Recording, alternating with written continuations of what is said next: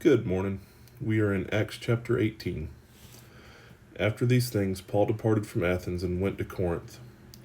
And he found a certain Jew named Aquila, born to Pontus, who had recently come from Italy with his wife Priscilla, because Claudius had commanded all the Jews to depart from Rome. And he came to them, so because he was of the same trade, he stayed with them and worked. For by occupation they were tent makers. And he reasoned in the synagogue every Sabbath, and persuaded both Jews and Greeks. When Silas and Timothy had come from Macedonia, Paul was compelled by the Spirit, and testified to the Jews that Jesus is the Christ.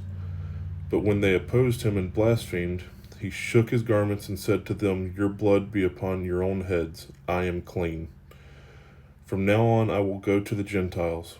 And he departed from there and entered the house of a certain man named Justus, one who worshipped God, whose house was next door to the synagogue. Then Crispus, the ruler of the synagogue, believed on the Lord with all his household, and many of the Corinthians, hearing, believed and were baptized. Now the Lord spoke to Paul in the night by a vision. "Do not be afraid, but speak, and do not keep silent, for I am with you, and no one will attack you to hurt you, for I have many people in this city." And he continued there a year and 6 months, teaching the word of God among them.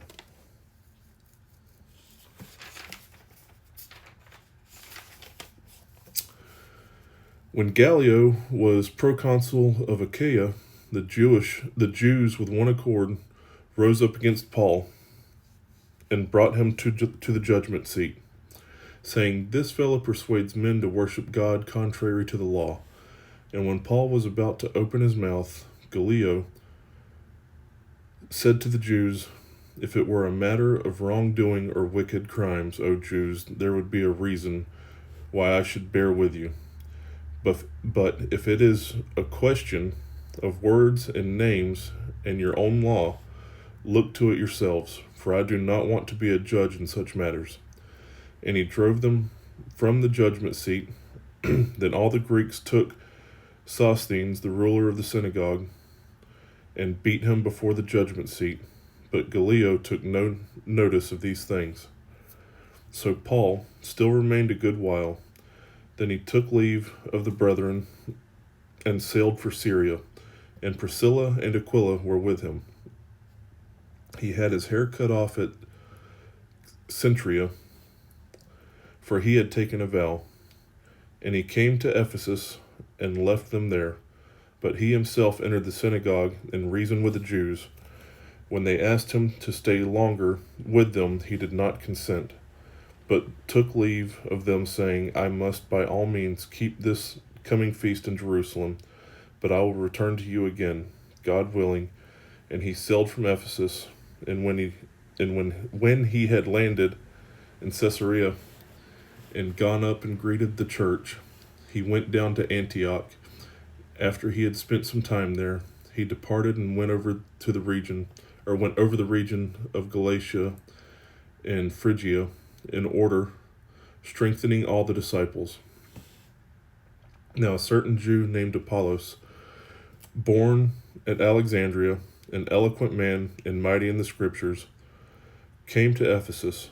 This man had been instructed in the way of the Lord, and being fervent in spirit, he spoke and taught accurately the things of the Lord, though he knew only the baptism of John.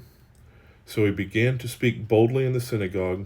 When Aquila and Priscilla heard him, they took him aside and explained to him the way of God more accurately. And when he desired to cross to Achaia, the brethren wrote, exhorting the disciples to receive him. And when he arrived, he greatly helped those who had believed through grace, for he vigorously refuted the Jews publicly, showing from the scriptures that Jesus is the Christ. All right, folks, that's chapter 18. Thank y'all for sticking with me. Love y'all. God bless. Have a great day.